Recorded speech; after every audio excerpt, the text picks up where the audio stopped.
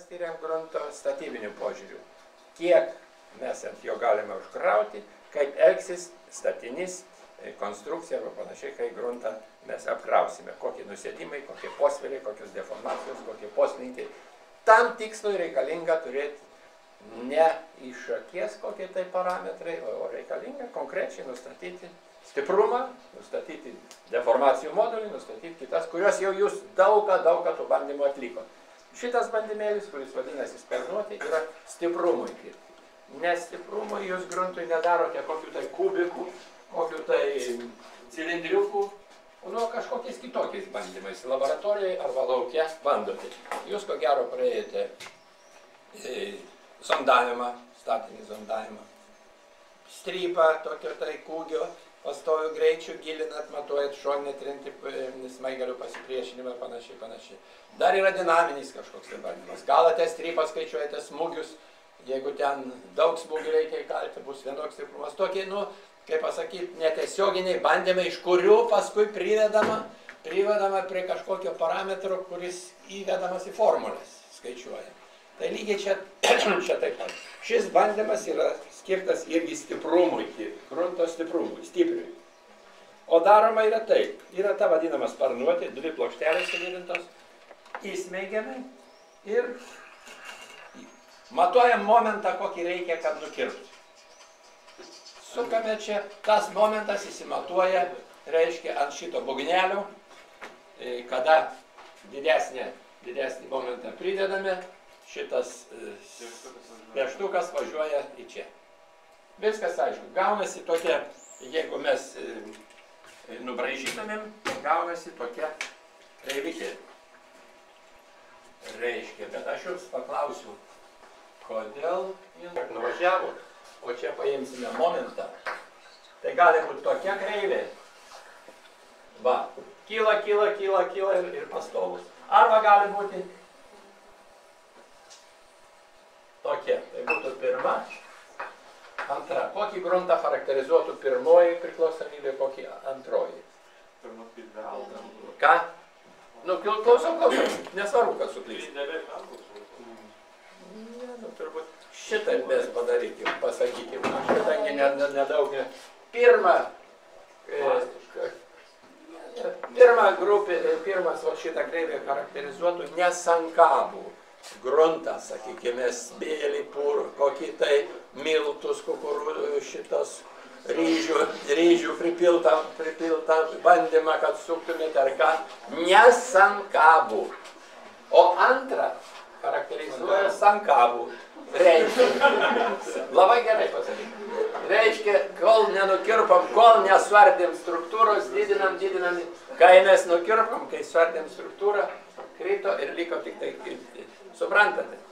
Tai dabar, jeigu aš šitą parašysiu, va, T maksimum, o šitą parašysiu T, tai T maksimum čia buvo užrašyta. Maksimum padaryta iš T, lygų ST, ten jūsų aprašyme viskas tas yra. Tas vadinasi jautrumo struktūros suardymui rodiklis. Sensitivity indeksas, kad iš čia. Reiškia jautrumo struktūros, jeigu jis santykis labai didelis, reiškia gruntas labai jautrus struktūros suardymui, jeigu nedidelis. Šitą mes, uždavinys mums bus pirmiausia nustatyti tas kreivykės pabandymų, išbandymų, nustatyti tokią gausim, ką mes ten gausim. Nustatyti lauke T maksimum ir T. Klaustukas. Koks momentas nukirps tą gruntą? Nustatysime. Bet kas tam dalykui priešinasi?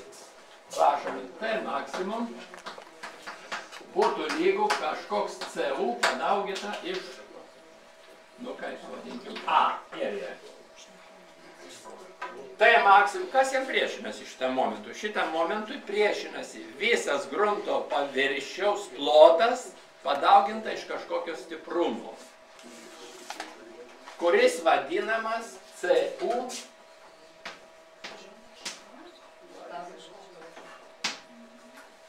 O CU yra pavadinta taip.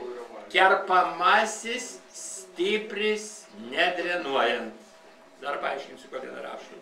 Ir mūsų galutinis uždavinys nustatyti kerpamąjį stiprį nedrenuojant.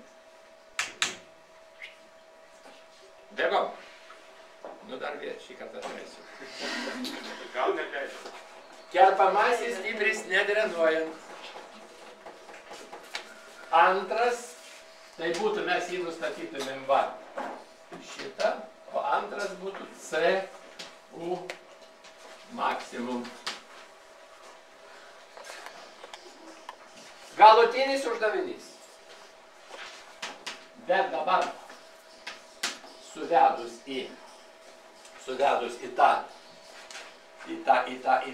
šitą A, išreiškus plotą, įdėjus aukštį ir įdėjus diametrą, paskaičiavus, ten suskaičiavus visą kitą, mes gauname tokią priklausomybę. Nu, ten pi d kvadrate, tai čia kas čia bus plotas, panašiai. Va, šita yra, ji yra duota, šita yra į jūsų aprašymą. Ir kada mes laukia nustatysime, arba tai maksimum, čia nesvarbu, čia tas pats, jeigu čia maksimum sudėsim. Kada surašysime H, kada įrašysime D, kada įrašysime T, tada galima rasti CU ir galima CU maksimum. Va, mūsų pagrindinis uždavinys. Ką mums reikia rasti? Kerpamąjį stiprį nedrenuojant. O kodėl vadinama nedrenuojant? Na, gruntų mechanikoje yra dvi tokios savokos. Drained ir undrained. Čia yra angliškai būtų undrained shear strength. Drained ir undrained, drenuojamas ir nedrenuojamas, tai yra reiškia, jeigu drenuojamas, tai yra ilgalaikis bandymas, kada drenuoja, kada spėja vanduo, viskas pasišalinti iš grunto. Ilgalaikis toks bandymas. Kada nedrenuojant, tai tada greitai ir vanduo ten dar, kuris yra, jisai nespėja, tai čia tas būtų toks, greitaeigis, sakykime, tai o dar galima būtų išreikšti, bandymas. Tai o tiek, tai kas, dabar mums reikia kai kurių duomenų. Pirmas tai aukštis ir šitos, ir aukštis, ir plotą, ir diametras. Rašote šitą H, bet nors ten bus duota. H lygų 11 cm, D lygų 7,5 cm. Na ir kiekvienas prietaisas prieš jį naudojant bandymams, jis yra taruojamas, ar taravimo kreivė, taravimo tiesiai, arba kas.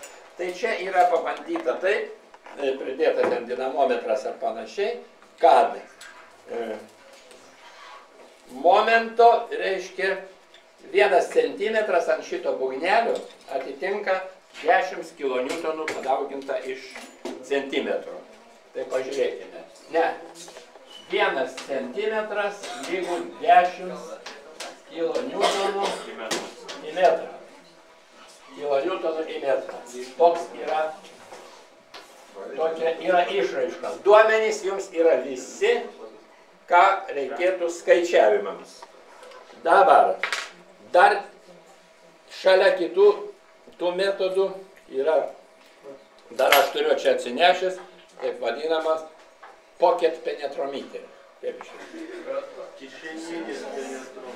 kišeninis penetrometras. Reiškia, mes išlygintą paviršių ar ką, bet ir populiarus dalykas. Kaip kokiam gydytojui kažką, tai sakant, kraują pamatuoti. Taip ir čia. Reiškia, pabandai, paspaudai, reiškia, žiūri, kiek paslinko maksimaliai, kada jau važiuoja gilin. O ir paskaičiuoji ten 10 kilo šitas, 1 megapaskalis, tai būtų 1000 kilopaskalių ar panašiai. Mes tą pabandysime pasmeigti, pažiūrėti. Iš tai, ką aš turiu pasakyti, čia maždaug viskas, tik tai tiek, kad aš dar jums paaiškinsiu, ką aš jums čia dariau.